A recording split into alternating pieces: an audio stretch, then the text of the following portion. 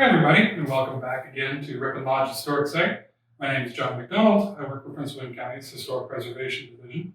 And today we're giving you a little bit of a sneak preview for one of our rooms for our Holiday Through the Ages tours. This room we're focusing on the 1920s, before the Great Depression, in 1929. Behind me, you can see another room that is on children's Christmas traditions. These are both parts of the entire house tour that will be happening every Friday, Saturday, and Sunday at 11, 1, and 3 here at Rippon Lodge. We'll take you through the whole house, talk about sort of the evolution of wintertime holiday traditions in the United States through the 1920s from the early colonial era. So specifically, it's worth noting in here on our tree, there are no electric lights. Electricity's around. A lot of American homes are being lighted, at least in urban areas. But here there are no lights on the tree. Electric light strands did exist, but they were usually either custom made or very expensive, or custom made, both. So we do there's some candles dotted down through the tree. Of course, fire is a big danger for a Christmas tree even today, so not very safe. But it would light up at night and make a nice presentation.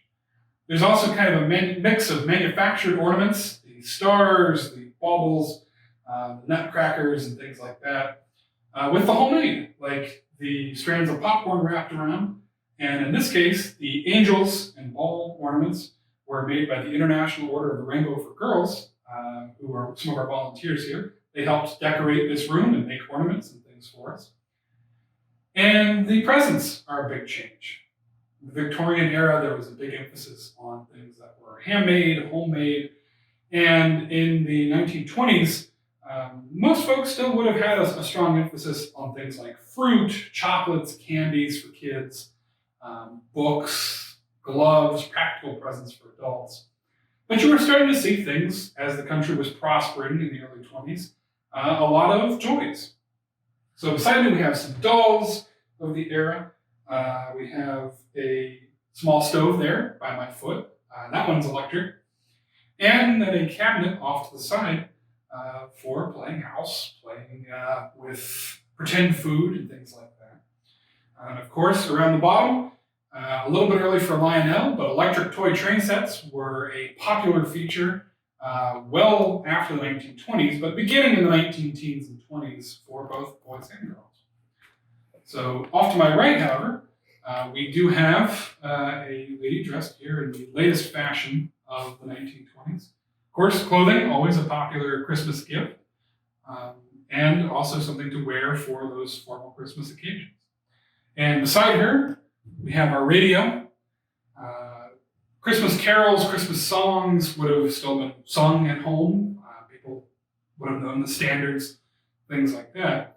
But now there were Christmas radio programs. Most of the big name shows across the country would have put on, and did put on, well into the 1940s and 50s, an annual Christmas episode of their program.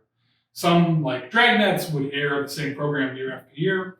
Others would have big live music programs and things like that you could tune in all across the country and bring that Christmas music from big name performers right into your house.